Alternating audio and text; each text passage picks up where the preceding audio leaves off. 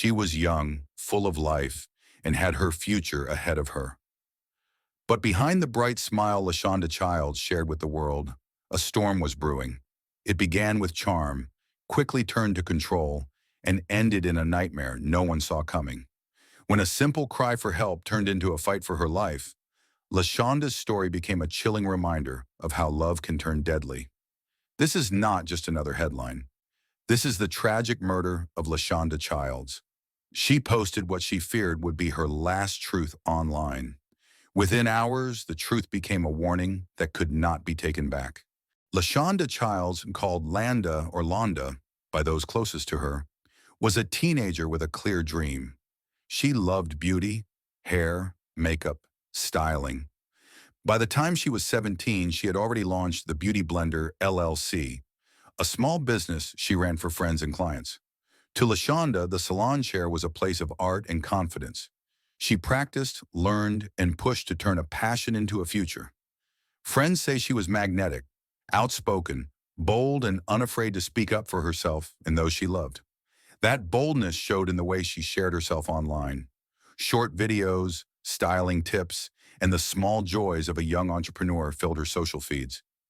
But underneath the brightness, she was human, vulnerable in love and sometimes outmatched by the men who pursued her. When a relationship turned controlling and violent, Lashonda did what she could to protect herself. She left, she reported the abuse, she sought legal protection, and she turned to the public where she hoped someone would listen.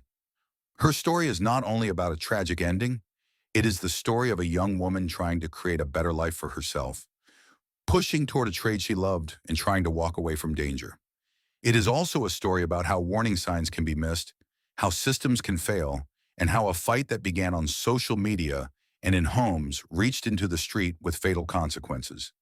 The tragedy that ended Lashonda's life did not arrive out of nowhere. It was part of a pattern, one recorded in police reports, social posts, arrest records, and ultimately a courtroom. At 17, she began dating a man more than a decade older. Trendell Lamont Goodwin. He had a history that should have raised red flags. Records and reporting show that Trendell had multiple prior arrests tied to violence against women and other charges. Those records matter because they create context. This was not a first argument or a single bad night. For Lashonda, the relationship started online and moved quickly. For Trendell, the pattern of volatile behavior was already established. The relationship turned controlling. Friends and family describe repeated episodes. Calls in the night, confrontations, ripped wigs, and public humiliations. On more than one occasion, police were called. On one night, Trendell is reported to have thrown a drink at Lashonda and dragged her. On another, he smashed her phone. There were bite marks, bruises, and a sequence of incidents that prompted arrests and court intervention. Yet even after arrests, the outcome was not decisive. In several cases, charges were reduced or sentences shortened. In at least one prior case, Trendell served a fraction of a longer term. Those gaps, the places where the system did not intervene effectively, are part of what haunted Lashonda's family and community after her death. Lashonda sought protection the way people often do when the danger grows. Documented complaints, police reports, and a restraining order. She also went public. She used Facebook to expose the abuse, to name the pattern, and to ask the community for help. A public post in late September 2018 cataloged the mistreatment she had endured. In that post, she described being stalked and harassed. She asked for accountability, and she warned people about his behavior. To some, posting was a plea. To others, it was a call for support. But public visibility can change dynamics. For Trendell, public exposure became humiliation and provocation. He answered posts, taunted in comments, and, by many accounts, intensified his efforts to control and intimidate. Friends who spoke up on Lashonda's behalf say they were threatened as well. A memorial that Lashonda's friends set up for small moments of comfort was vandalized. Petty online insults turned into real-world confrontations. In one episode, Trendell allegedly fired shots into a home where Lashonda and family were staying. His probation was extended and court orders were issued, but the sense of danger never fully went away. In short, Lashonda followed many of the recommended steps. She reported, she sought a protective order, She posted for safety, and yet the threat escalated. That escalation would culminate in a single night when a planned meet turned deadly. On the evening of October 2nd, 2018, Lashonda and a boyfriend or friend sat in a parked car on Shupe Avenue in Dayton. She believed she could confront Trendell one last time and get him to leave her alone. She may have hoped it would be a final conversation. Instead, it was a trap. According to accounts in the 911 call that was later described by police, Lashonda phoned for help. She told dispatchers that Trendell had a gun and that he was violating the protective order. The way the call was categorized, a protection order violation, would later become a point of criticism by relatives, who argued that the active armed threat should have prompted a faster tactical response. But first, it's Teen Dating Violence Awareness Month. Good evening, I'm Courtney Wheaton. 1 in 3 teens report being in an abusive relationship, and it's happening right here in the Miami Valley. A local 17-year-old lost her life due to domestic violence. You never think it'll be one of your people until it actually happens. But of course, it breaks my heart. I think about it every day. Jaylon Childs only has pictures left to help keep the memory of his 17-year-old baby sister, Lashonda Childs, alive. This, I believe, was the most recent picture of her before her death. In October, just 2 days before Lashonda's 18th birthday, police say her ex-boyfriend, 28-year-old Trendell Goodwin, shot and killed her. Childs believes Goodwin's behavior became suspicious after they broke up. He knew better, you knew she was trying to break off. Why couldn't you just let her break off and you go about your day? Lashonda even reaching out on Facebook for help.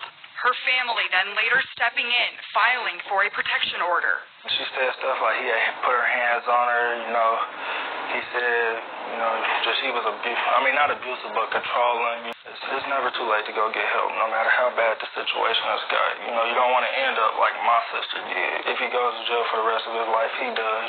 It doesn't bring my sister back. As police mobilized, Lashonda attempted to drive away. Witnesses told investigators that Trendell approached the car and opened fire. Bullets struck the vehicle and hit Lashonda. The scene was chaotic. People nearby reported hearing screaming and gunshots. Officers cordoned the area, and evidence technicians combed the street. Lashonda was rushed to Grandview Medical Center. Despite emergency efforts, she died the next morning. She had been 17.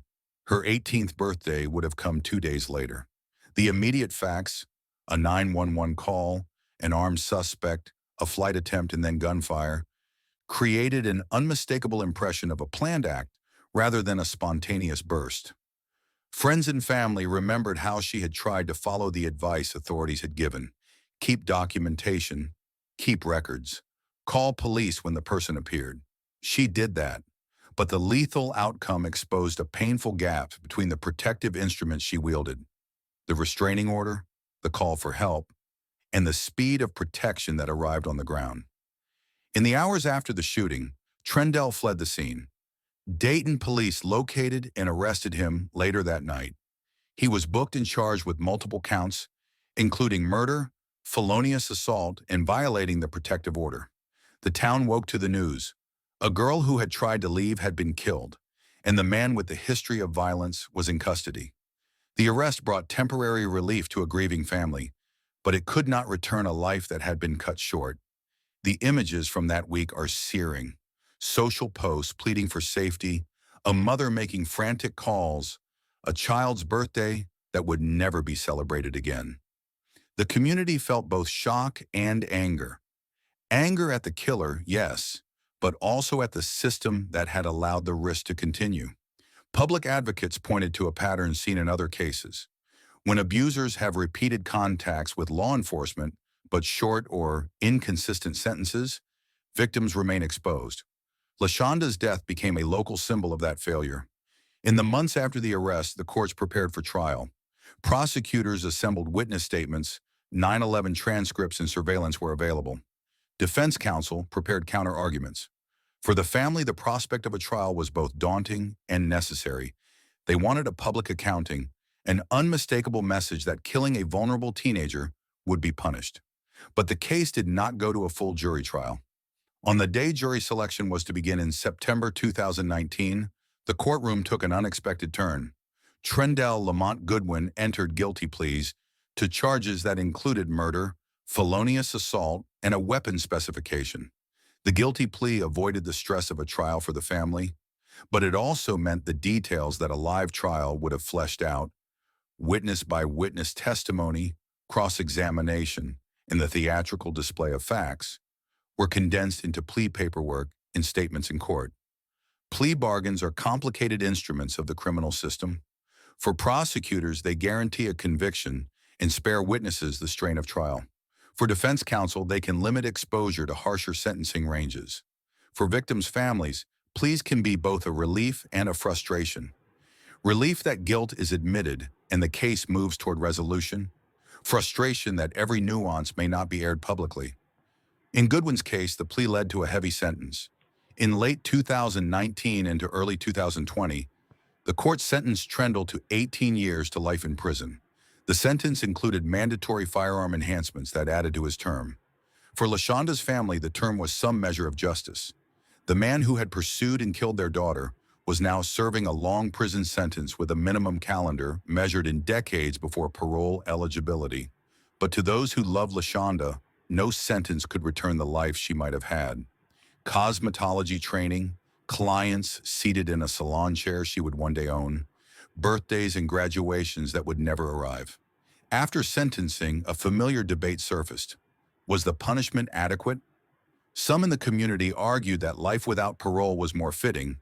Others said the plea and the sentence created certainty, a long guaranteed incarceration. For advocates of domestic violence victims, the case provided a chance to demand policy change, stricter enforcement when protective orders are violated, quicker tactical responses to 911 calls that report firearms, better tracking of repeat offenders, and more resources for victims who must navigate fractured systems while scared and exhausted. The criminal case closed a legal chapter, but the social questions remained. How to prevent escalation, how to get better at identifying red flags, and how to make protection orders meaningful in practice. Lashonda's family took comfort in the fact that Trendle would be in prison for many years, but they also wanted reforms so another mother would not make the same social media plea and then die. Lashonda's family organized memorials on the anniversaries of her death and her would-be birthdays. Friends and customers of the Beauty Blender LLC remembered her as a young entrepreneur with a bright future, a stylist who loved to make people feel good about themselves. In vigils and social posts, the community honored her energy and mourned the double loss that came when life and hope were stolen in quick succession. Her death became a local spur for conversation about teen dating violence and the perils of intimate partner abuse among younger people. Community groups and schools used her story to teach warning signs, controlling behavior, repeated calls, public shaming, threats when someone seeks help. They spoke about the necessity of safe, private channels for victims to report abuse and the need to ensure those reports trigger appropriate and timely responses. There is a quieter lesson in the life she led: the human tendency to post grief publicly, to seek accountability and solace in a networked world. Social media can be a help. It connects victims to support, but it can also inflame abusers who chase humiliation and exposure with vengeance. The balance is hard. For Lashonda, a public post was also a public provocation. Bryn, you say there are organizations trying to help. Courtney, there are, and one of these organizations is the YWCA, whose sole mission is helping women and teens who are dealing with an abusive relationship. Now, some of the officials here I spoke with today tell me that they are increasing their resources in honor of Teen Dating Violence Awareness Month. Some of these resources, Jaylon Childs tells me he wishes he knew about 5 months ago. Whether that's physically abusive, emotionally controlling, everything runs the spectrum. And so we know that it affects 1 in 3 adolescents. The National Resource Center on Domestic Violence reports 1.5 million high school students nationwide experience abuse from a dating partner. STAR says social media doesn't help. Especially with teens, digital abuse is a huge concern. And so we see where people are being controlling through things like text messages or insisting on passwords to social media.